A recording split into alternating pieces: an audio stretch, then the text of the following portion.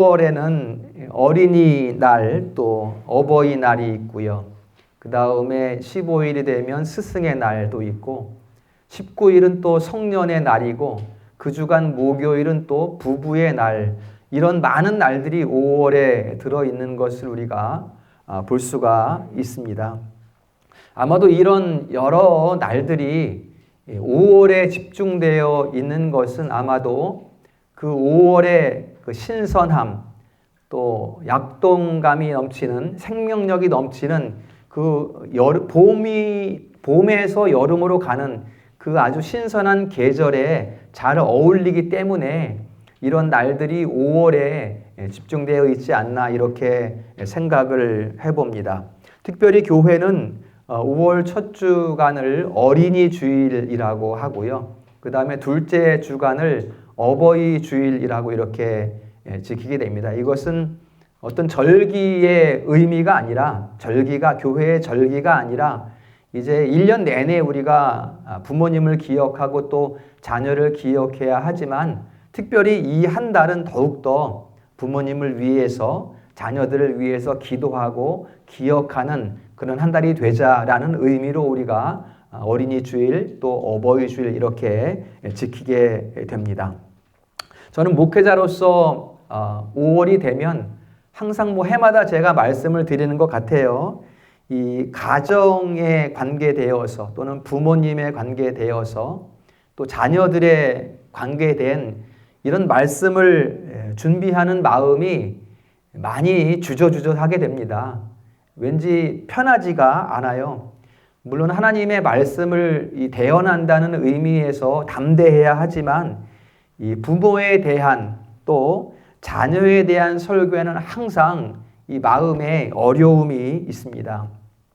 왜냐하면 이 부모에 대해서는 효도라고 하는 또 자녀에 관해서는 자녀 양육, 이 두 가지 단어를 항상 되새겨야 하기 때문에 이 부분에서 이제 말씀을 준비하다 보면 마음이 많이 아파지게 됩니다. 이것이 비단 저만의 아픔은 아닐 것이라고 생각이 됩니다. 과연 누가 이 세상에서 나는 부모에게 효를 다했다라고 말할 수 있을 것이며, 과연 이 세상에서 어떤 부모가 나는 자녀 양육에 정말 충실했다, 최선을 다했다, 잘했다, 이렇게 자신할 수 있을 것인가? 과연 이렇게 자신감 있게 말할 수 있는 사람은 아무도 없을 것이라고 생각이 됩니다. 그래서 어떻게 보면 저의 기준으로 봅니다만 인생에서 가장 쓰라린 부분이 이 부모와 이 자녀에 관계된 이런 부분이 아닐까 생각을 하게 됩니다. 그 중에서도 오늘은 이제 우리 자녀들을 생각하는 그러한 주간이 되겠습니다. 자녀를 어떻게 양육해야 하는 것일까?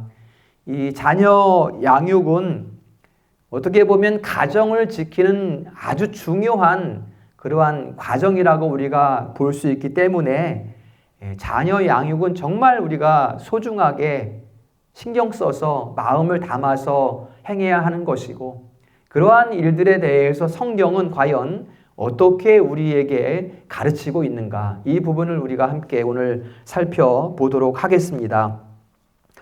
교육이라는 말이 있습니다. 교육이라는 것은 가르쳐서 자라게 한다, 이런 한자적인 의미가 되거든요. 그래서 교육을 구분해 보면 교회에서는 신앙을 교육하고요. 그 다음에 학교에서는 기능을 교육하고요. 그리고 가정에서는 자녀의 인성을 교육을 합니다. 교육이라고 이제 자녀 양육 이렇게 길러서 바르게 자라가게 한다는 의미이기 때문에 양육이라는 의미를 교육으로 이렇게 한번 같이 써보도록 하겠습니다. 본래 학교에서는 수학을 가르치고 또 과학을 가르치고 기능을 가르치는 그 기관이 학교라는 기관이 됩니다. 학교 가면, 자녀들이 학교에 가면 딱 그 시간에 배울 것을 배우고 가정으로 돌아오면 돼요. 이제 학교에서도 자녀들의 그 인성 교육을 조금 감당해 주면 감사한 일이지만 학교에서 하는 일은 그게 아니에요. 학교에서는 분명히 자녀들에게 기능, 기술을 가르치는 곳이 학교이고 자녀의 인성 교육은 가정에서 이루어져야 합니다. 가정에서 이루어지는 게 자녀의 인성 교육이에요. 현대의 교육은 이런 부분에서 많이 어긋나 있는 것을 우리가 볼 수가 있습니다. 가정에서는 그냥 자녀들 먹이고 밥해서 먹이고 옷 사서 입히고 그냥 학교 보내면 학교에서 다 해주는 걸로 알아요. 이건 분명히 잘못된 교육의 환경 모습입니다. 학교의 그 기능 교육과 함께 가정에서 반드시 자녀들의 인성의 교육이 이루어져야 합니다. 이런 부분에서 우리가 오늘날의 사회를 바라보면 분명히 가정에서의 인성교육의 부재가 많은 현상들을 나타내는 것을 우리가 볼 수가 있습니다. 이건 분명히 학교 교육의 문제가 아니고 가정교육의 부재로 인한 사회의 현상들이라는 것을 우리가 예를 들지 않아도 우리가 익히 다 알고 있는 그런 부분이 됩니다. 그러면 가정에서 어떻게 자녀를 교육해야 할까? 이 교회 교육의 교재는 성경이고요. 가정 교육의 교재는 부모의 훈계입니다. 이게 성경이 가르치는 바입니다. 그리고 이러한 교회 교육과 가정 교육은 아주 긴밀한 상관성을 가지고 있습니다. 교회 교육 따로, 가정 교육 따로가 아니라 분명히 긴밀한 상관성을 가지고 있어요. 특별히 그리스도인들에게는. 왜냐하면 성경은 하나님과 우리의 관계를 아주 많은 부분에서 거의 대부분에서 부모와 자녀 이러한 관계로 사용되는 단어들을 사용을 하고요. 그렇게 해서 성도가 하나님을 아버지로 부르도록 가르치고 있습니다. 이게 성경이 가르치는 바이고요.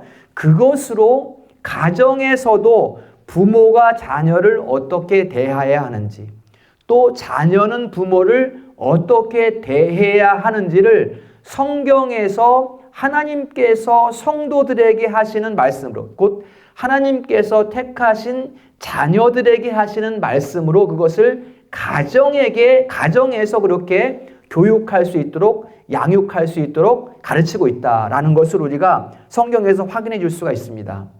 특별히 잠언은 전체적으로 내 자녀들아, 내 아들아 이렇게 부르면서 부모가 자녀에게 훈계하는 형식을 띠고 있는 것을 우리가 볼 수가 있습니다.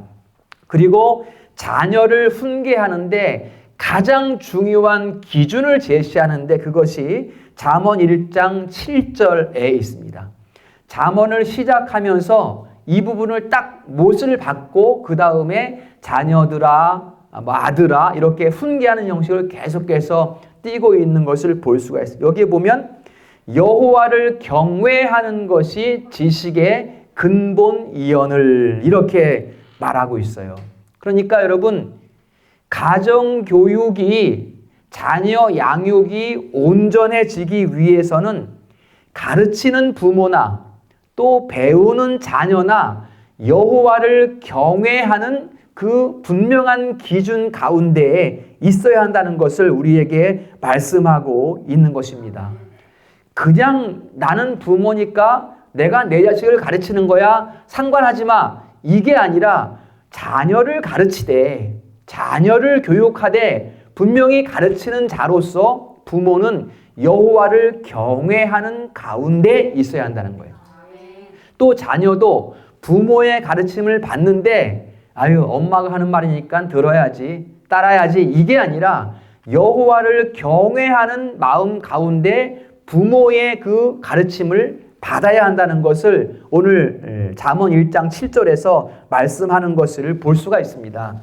그래서 우리가 지금까지 저를 비롯해서 저는 더욱더 그렇지만 성도들도 그런 것을 느끼고 있을 것이라고 마음을 가지고 있을 것이라고 생각되지만 이렇게 볼 때 우리의 가정 교육이 지금까지 얼마나 부족했는가, 과거형으로, 또 부족한가, 현재형으로, 이것을 우리가 생각하지 않을 수가 없습니다.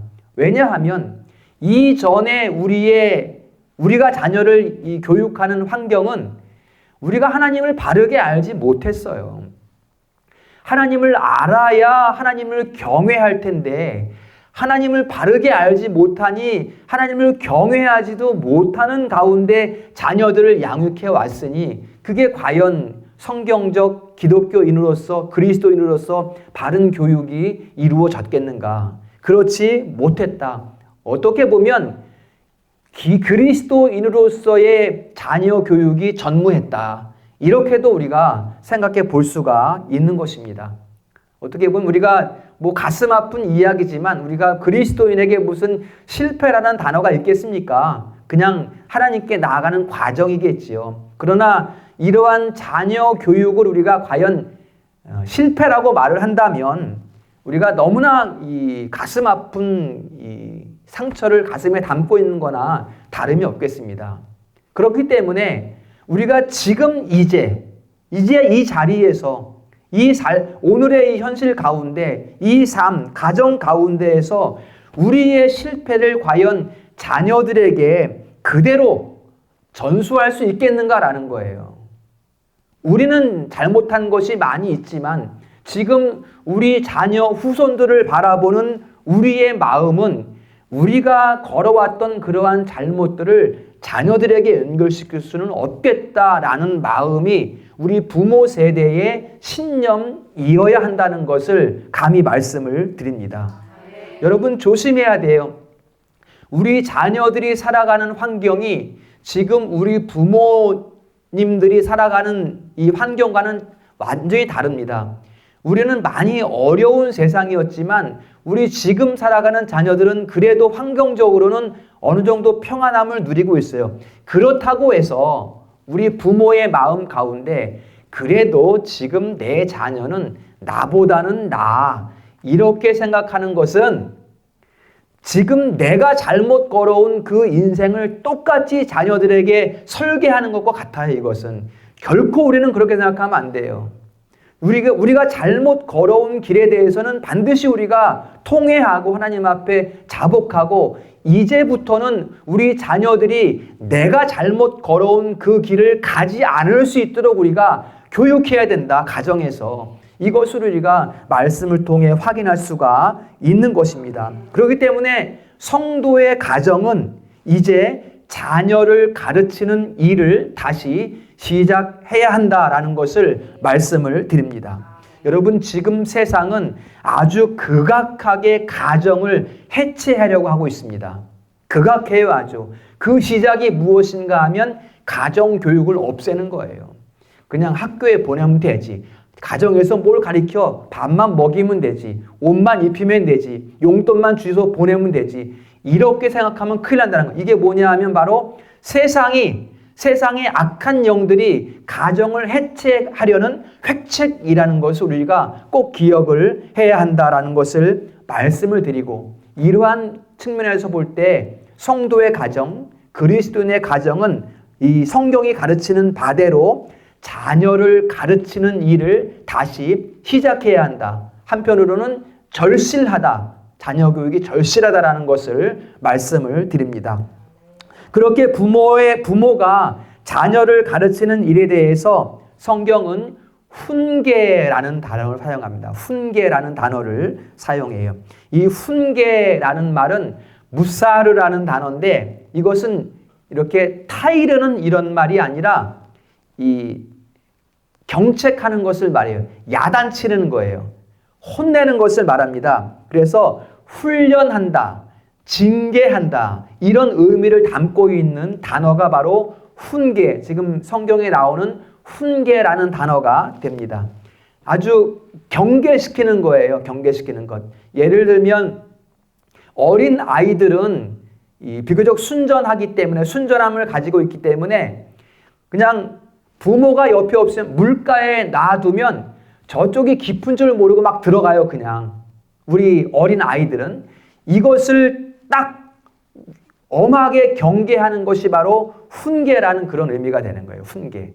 들어가면 위험하잖아요. 그러니까 우리 어린 아이들은 위험을 감지하는 능력이 없기 때문에 막 들어간단 말이야. 위험한 대로. 그것을 안 돼. 여기는 위험해. 라고 말하는 것이 바로 훈계라는 단어가 되는 것입니다.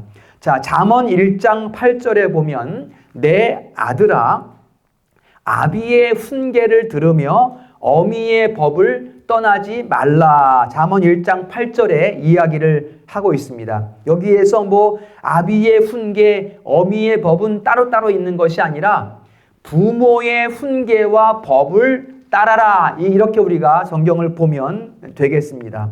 우리가 여기 잠언 1장 8절에서 기억할 것은 이 법과 훈계라는 이 말에는 하나님께서 부모를 통하여 베푸시는, 자녀에게 베푸시는 언약의, 같이 합시다. 언약의 영역.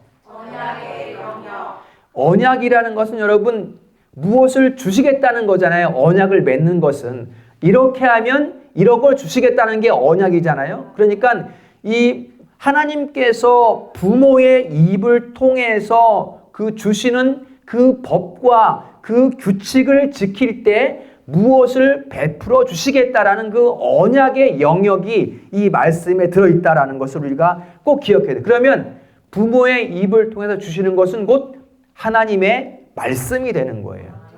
구약으로 말하면 토라입니다. 율법이 되는 거예요. 율법. 이 율법 가운데 너희가 행할 때 내가 너희에게 복을 주리라. 이게 언약이잖아요. 그렇죠? 그 언약의 영역이 여기에 잠언 1장 8절의 말씀 가운데 나타나는 것을 볼 수가 있어요. 그러니까는 하나님께서 부모의 입을 통해 주시는 그 말씀에 귀 기울이고 그것을 떠나지 말라. 이렇게 지금 말씀하고 있는 것입니다. 그러면 어떻게 훈계하시는가? 하나님께서 부모의 입을 통해서 어떻게 자녀를 훈계하시는가? 오늘 20절 말씀 봅니다. 내 아들아, 4장 20절, 내 말에 주의하며 내가 말하는 것에 내 귀를 기울이라.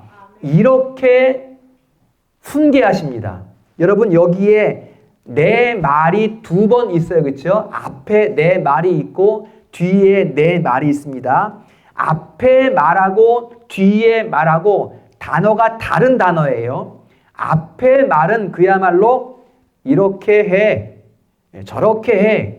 그러니까 계명을 주는 것과 똑같아요. 명령과 같습니다. 앞에 말은. 그리고 뒤에 말은 그 명령에 대해서 들려주는 이야기예요. 들려주는 이야기. 이렇게 해, 이것을 해야 해 라고 말했으면 왜 그것을 해야 하는가 하면 이렇게 설명해 주는 말이에요. 그러니까 주신 계명에 대해서 왜 이것을 지켜야 하는가를 설명해 주는 뒤에 말.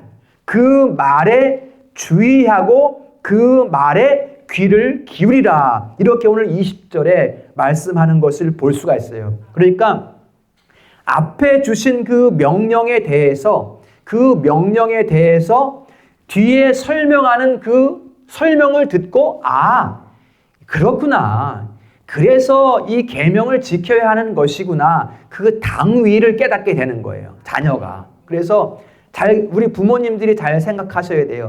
자녀들을 훈계할 때 이거 해, 저거 해, 안 하면 맞을 줄 알아? 이렇게 말하는 게 아니란 말이에요. 그것을 왜 해야 하는지를 자세하게 이해할 수 있도록 설명을 해줘야 돼요. 그렇게 설명할 수 있는 지혜가 어디서 나와요? 여호와를 경외하는 가운데 나온단 말이에요.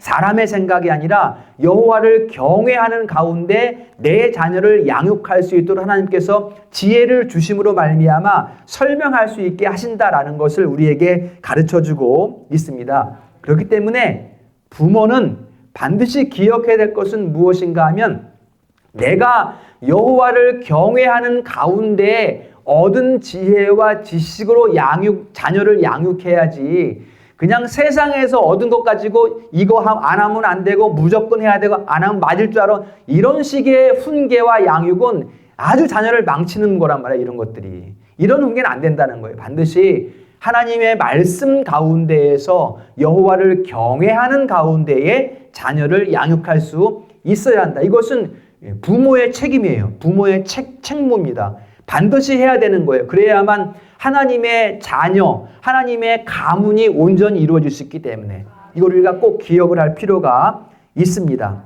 잠언 12장 1절에 보면 훈계를 좋아하는 자는 한번 다 같이 읽어보겠습니다. 지금 화면에 있는 거 시작. 훈계를 좋아하는 자는 지식을 좋아하거니와 징계를 싫어하는 자는 짐승과 같으니라. 아멘. 여러분, 요즘 세태는 엄청나게 타락을 했어요. 보세요, 여러분. 뒤에 짐승과 같으니라 이런 말이 있잖아요. 그죠? 우리 그리스도인 자녀들이, 우리 자녀들이 이러한 오염된 세태를 따라가면 안 돼요. 그런데 이런 일이 있어요. 뭔가 하면 엄마가 집에서 자녀를 야단치면 학교에서 어떻게 교훈을 받았는지 모르겠는데 그냥 경찰에 신고해버려요. 그러면 순경이 와서 엄마를 범죄인 취급한다니까? 조서 꾸미고 왜 야단쳤습니까? 아니, 내 자녀 하나님의 말씀대로 교훈하고 훈계하는 게 세상 법으로 못하게 하는 세상이 돼버려요. 이게 얼마나 타락한 세상입니까? 그런 세상에 우리가 놓여 있다는 거예요. 또 교실에서 얼마 전에도 언론에 보니까 선생님이 교실에서 혼냈어요. 학생을 혼내니까 잘못한 게 분명히 있겠지요. 우리 세대에는 옳지 않은 선생님도 있었습니다. 우리 세대에는 어린 학생들을 이렇게 막 매로 때리고 괜히 때리고 그런 선생님도 있었지만 분명히 이 옳은 선생님이라고 하면, 바른 선생님이라고 하면 학생을 야단친 것은 뭐 잘못한 게 있으니까 야단쳤지 않겠습니까? 그러니까 그 학생이 막 선생님을 해코지 한단 말이에요. 이 세상이 말이 되냐 말이에요. 어떻게 이런 세상을 우리가 바로 잡아야 되겠습니까? 어떻게 이 세태를 우리가 돌이킬 수 있겠습니까? 그런 세상을 우리가 살아가고 있고 그런 세상에 우리 자녀들이 노출되어 있다는 것입니다. 이게 뭐예요? 짐승과 같다. 이게 짐승과 같은 것이라는 말씀이거든요. 이런 세상에서 우리 그리스도인의 자녀들은 이 부모에게 훈계받는 것을 감사할 수 있어야 됩니다. 안 그러면 세상의 세태를 따라갈 텐데 그리스도인의 가정에 있다 보니까 엄마 아빠가 잘 교육해주고 잘 훈계해주기 때문에 예배가 중요한 거야. 예수님이 나를 위해 돌아가셨어. 나의 구원자야. 하나님은 창조주야. 이런 것들을 듣고 사는 것이, 훈계를 받는 것이 얼마나 감사한 일인가를 우리가 반드시 자녀들은 기억을 해야 한다라는 것을 말씀을 드립니다. 또한 이러한 훈계에 익숙해져야 돼요. 자녀들은. 귀찮아, 싫어, 말하지 마. 그러니까 좀 자녀들은 부모님 앞에 좀 오래 앉아있을 필요가 있어요. 왜냐하면 이렇게 해, 저렇게 해 라고 명령한 다음에 왜냐하면 쭉 설명해 주기 때문에 나 바빠, 그만해 라고 확 뛰쳐나갈 것이 아니라 부모님 앞에 좀 오래 지그시 앉아서 부모의 훈계를 쭉 들을 필요가 있다라는 것을 말씀을 드릴 수가 있습니다. 자, 그러면 오늘 본문 가운데 어떻게 부모의 입을 통해서 자녀에게 훈계하는가 짧게 4가지만 본문 가운데 살펴보도록 하겠습니다. 첫 번째, 23절에 이제 자녀들에게 훈계하는 내용이에요. 잘 들으세요. 내 마음을 지켜라. 이거 훈계해야 됩니다. 자녀들은 잘 들어야 되고요. 내 마음을 지켜라. 우리 마음이, 우리 생각이 이 재물을 도둑맞는 것은 걱정하는데 마음을 도둑맞는 것에 대해서는 걱정하지 않고 삽니다. 하지만 여러분, 마음을 도둑맞을 수 있다는 것을 기억을 하셔야 돼요. 육체는 단련하는데 마음을 단련하지 않으면 뭐 작은 공격에도 퍽퍽 쓰러져요. 그냥 맨날 실망하고 누가 때렸어, 누가 혼냈어, 직장에서 상사가 어떻게 했어, 저렇게 했어, 맨날 그냥 퍽퍽 쓰러진단 말이에요. 그래서 마음을 지켜야 한다. 구체적으로 마음을 지킨다는 것은 어떤 의미인가 하면 두 마음을 품지 말라는 거예요. 두 마음. 한 가지 마음을 가져야 돼요. 한 가지 마음. 그 마음이 어떤 마음이에요? 하나님 앞에 정한 마음이 되어야 합니다. 하나님 앞에 정한 마음이 되어야 해요. 두 가지 생각, 이쪽도 갖고 이쪽도 가지려고 하지 말고 딱 하나님 앞에 선 그 정한 마음을 가질 때 요동치 않을 수가 있어요. 안 그러면 환경에 따라서 이런 환경이면 이렇게 퍽, 저런 환경이면 저렇게 퍽 넘어간단 말이에요. 정한 마음이 없으면. 그렇기 때문에 우리 자녀들은 정한 마음 가지시기를 축복합니다. 저는 어렸을 때 그런 생각을 했어요. 오늘은 좀 친구들하고 놀고 좀 30살 돼서 나이 먹어서 돌이키면 되지. 이건 아주 인생을 망치는 일이에요. 이것은 아주. 제가 경험상 그걸 알게 됐습니다. 지금 돌이켜야 돼.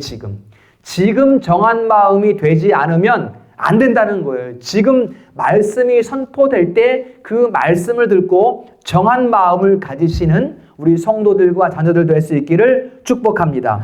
두 번째 24절입니다. 구부러진 말을 버려라. 곧 말을 가려서 하라는 거예요. 말을 가려서. 막 생각난 대로 막 말하는 것이 아니라 말을 가려서 해야 합니다. 저는 항상 말하는 자리에 있다 보니까 말에 실수가 있어요. 그렇기 때문에 말 때문에 후회하는 일도 많이 있겠지요. 그래서 생각합니다. 더 겸손해져야 되겠다. 이런 생각을 해요. 그렇지만 내가 연약하고 부족한 이러한 인성의 모습으로서 내가 겸손해야지라고 생각한다고 얼마나 겸손할 수가 있겠습니까? 잘 안 되죠. 그래서 저 같은 사람에게는 이 말을 가린다는 것이 좋은 훈련이 되고 있습니다. 그래서 거기에서 한 가지 얻은 비결이 있어요. 어떻게 말을 주의할 수 있는가? 그 방법은 무엇인가 하면 다 같이 따라합니다. 하나님 앞에서 말하면 돼요. 하나님 앞에서. 그 의식을 가지고, 신전 의식을 가지고 말하면 말의 실수를 줄일 수가 있습니다. 그리하면 여러분, 우리가 하나님 앞에서 말한다는 것이 어떤 의미인가요? 우리의 말을 주관하시는 이가 하나님이 되신다는 거예요. 그렇다고 우리가 완전한 말을 할 수 있는 것은 아니죠. 때로는 혹 실수가 있지만 하나님이 주관하시는 말을 하기 때문에 실수가 줄어들고 하나님께서 허락하시는 말을 할 수가 있게 되는 거예요. 그 가운데에 작은 실수가 있을 때에는 제 경험입니다. 하나님께서 허물은 감추시고 지혜는 드러나게 하신다. 이게 하나님의 우리가 말하게 하시는 방식이에요. 우리의 수치는 지우세요. 하나님께서. 예를 들면 다른 사람들이 잘못 말한 것을 듣지 못하게 만든단 말이야. 그리고 지혜롭게 말한 것은 듣게 하신단 말이지요. 이게 이제 신전 의식을 가지고 말하는 성도들 가운데에 함께 하시는 하나님의 역사가 되는 것입니다. 세 번째 훈계는 무엇인가 하면 25절. 내 눈은 바로 보며 내 눈꺼풀은 네 앞을 곧게 살펴. 이렇게 말하고 있어요. 여기 두 가지가 있습니다. 하나는 봐야 할 것은 똑바로 직시해라. 두 번째는 가려서 봐라. 우리가 안 봐야 될 것이 있으면 눈꺼풀을 닫으라는 거예요. 눈꺼풀을 닫고 안 봐야 될 것은 안 봐야 된다라는 것을 말하고 있는 것입니다. 눈꺼풀을 내려서 봐야 할 것은 똑바로 보라는 것이고, 여러분 젊을 때는 호기심이 많잖아요. 우리가 젊은 시절을 다 지나왔지만, 그렇지만 그 호기심이 없을 수는 없지만 그 호기심이 나의 죄행으로 연결되어서는 안 된다는 거예요. 그래서 안 볼 것은 눈을 감을 수 있어야 된다는 것이죠. 막 호기심이 있다고 해서 한번 경험인데 여기도 한번 가봐야지, 저기도 한번 가봐야지, 이렇게 행으로 옮겨져서는 안 된다라는 것이 바로 하나님께서 부모를 통해서 자녀에게 주시는 훈계다라는 것입니다. 네 번째, 26절입니다. 마지막. 내 발이 행할 길을 평탄하게 하며 내 모든 길을 든든히 하라. 이렇게 말씀했어요. 여기에서는 행할 길을 잘 준비하라라는 뜻이 담겨 있습니다. 네가 걸어갈 길을 잘 살피고 잘 다져서 준비해라. 이런 의미가 있는 것이에요. 곧 무엇을 행해야 할 때, 무엇을 행해야 하는 순간이 되었을 때 무작정 뛰어가지 말고 그 길을 잘 살펴서 다져서 가라. 이런 말씀이 되는 것입니다. 세상이 오라 오라 하는 길은 푹신푹신한 길이에요. 그 길은 필경 사망의 길입니다. 그러니까 당장 좋아 보이는 유혹하는 길이 아니라 준비된 길, 다져진 길로 행하여 걸어가라. 이 말씀이 26절 말씀. 그러면 그 길을 어떻게 준비할 수 있어요? 어떻게 그 길을 우리가 찾을 수 있어요? 준비할 수 있어요? 다질 수 있어요? 여호와 하나님께서 부모의 입을 통하여 주시는 훈계 가운데 있다는 거예요. 그것이. 그래서 그 훈계에 주의하며 그 훈계를 멸시하지 말며 그 훈계를 잘 따라라. 이렇게 성경은 우리에게 말씀해 주고 있습니다. 그 길로 행하면 27절 다 같이 읽습니다. 시작. 자거나 오르나 치우치지 말고 내 발을 악에서 떠나게 하라. 아멘. 부모의 훈계에 주의하고 귀를 기울이면 좌우로 치우치지 않고 악에서 떠나게 된다라는 것을 말씀해 주고 있습니다. 자, 오늘 하나님께서 주시는 부모의 훈계 4가지입니다. 잘 기억하세요. 첫 번째는 마음을 지키는 것. 두 번째는 하나님 앞에 말하는 것. 세 번째는 볼 것, 안 볼 것을 눈으로 가리는 것. 네 번째는 잘 다져진 길로 행하는 나의 발에 대해서 훈계하고 있습니다. 이러한 훈계를 잘 새기면 어떻게 될까요? 자, 오늘 몇 절입니까? 22절 다 같이 읽습니다. 시작. 그것은 얻는 자에게 생명이 되며 그의 온 육체의 건강이 되니라. 아멘. 여기에 지금 생명이라는 것은 그것을 얻는 자에게 생명이 된다는 것은 영혼을 말해요. 우리 영혼. 영혼이 건강해진다고요. 훈계를 잘 받으면. 그 다음에 또 뭐가 있어요? 육체도 건강해. 육체 여러분. 그 훈계를 잘 받으면 영혼뿐만 아니라 육체도 건강해진다라는 것을 말씀해주고 있다라는 것입니다. 여러분 우리가 뭐 삶에서 경험하는 부분이기도 하지만 그냥 문자적으로 봐도 이게 육체를 건강하게 하는구나라는 것을 알 수가 있어요. 왜냐하면 훈계를 통해서 바른 지식을 소유하기 때문에 그 바른 지식을 소유하면 어떻게 돼요?